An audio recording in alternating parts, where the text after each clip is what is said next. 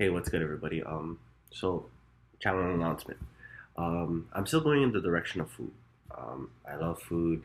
I just finished doing a test cook on certain ingredients in my cupboard, and the theme of this new series is, it's balling on a budget, but how to stretch that budget so that way you maximize flavor, you maximize the cost of your food, and what ways can you season your food to avoid so much salt in your dishes, as well as maximizing portions, as well as all of that. It's not so much a meal prep as it is cooking.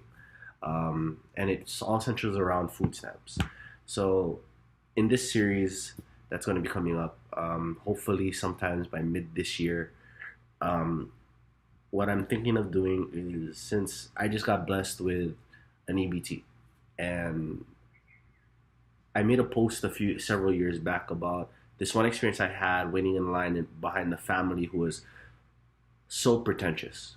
Like, it was ridiculous, and I can bet you, with everything that I am, they didn't use any. They just let other people enjoy the food, which is not a bad thing. And they've wasted the rest of the ingredients. They let it go to waste. So because I was blessed with the opportunity, and a lot of the research that I've seen by just watching people and observing them with EBT. And I also have people that owe me huge favors, and these people just say how many people they've seen in their memory when they worked at like places like Costco, Foodland, Safeway, all of that. How many people they can recollect using EBT. They said a good amount of them used processed foods, and with Hawaii being a place where we can get excellent natural produce, even with bulk supermarkets like Sam's Club and Safeway, or not Sam's Club and Safeway, but Sam's Club and Costco. Um, we tend to forget that cooking is not just a chore. It's more about the experience. It's more about what you want to cook, what you want to put into your body. Um, the reason why I'm saying this is because my brother, just his diabetes ramped up to the point where it could have been near death, but we got him on a better medication regimen. But the doctor said that medication regimen could make his health a little bit worse.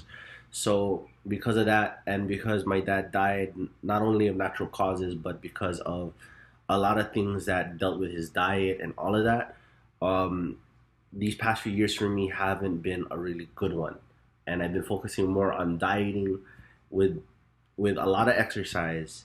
And I realized that it's not about fancy food. It's not about showing how much clout you have on Instagram by trying to make Instagram worthy posts. It's about being the best you can be. One of the ways that I found that I could be the better me is through food. Food is such a big part of my life. Being Southeast Asian, meaning Burmese, or identify more Burmese and Filipino. Food has always been a big part of my life. And because it's been that big part of my life throughout my whole childhood, back and forth, it's one of those things where you have to honestly stop and say, hey, this processed food has to stop. And Philippines and China, believe it or not, are prolific in shortcutting their ways. And the reason why I say this is, when I went to the Philippines, there was a plethora of beautiful open market.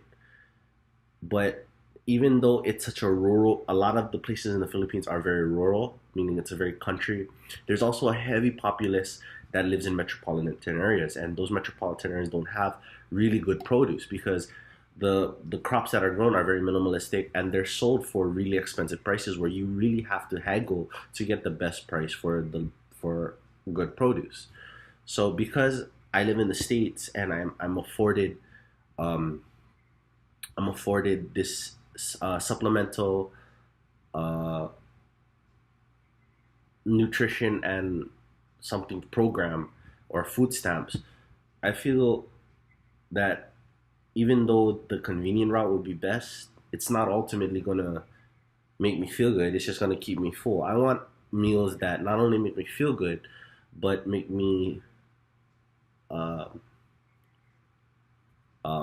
make me feel full.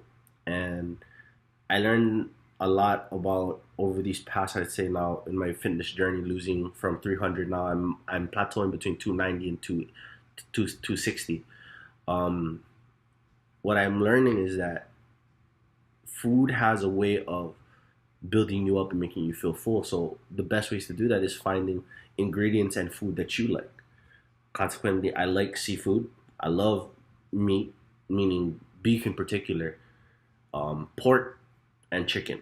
Um, and this series will show you ways of seasoning it and spreading, especially when you go bulk buying your proteins and your ingredients. It'll help you see how you can make multiple meals and have multiple uses for some ingredients, especially because Southeast Asian food, believe it or not, is at least probably, I wouldn't even say a third of protein, it'd probably be a quarter protein to roughly three-fourths vegetables and about also this uh, probably less than an eighth portion of rice. If you are in the more well-to-do aspects of that society, of Asian society. So with that being said, I don't know what to name the title. It'll probably come to me when I make the first episode. But that, stay tuned for that new series, guys. And also, I just couple, I think almost now a week ago, I uploaded the new episode to Eyes of an Aspie Foodie, and I changed it to from mukbang to 808 mukbang. It basically shows you what I'm talking about in those highlights, as well as give you a step-by-step tutorial on how to maximize flavor on your food and for budget cuts. Thanks, guys.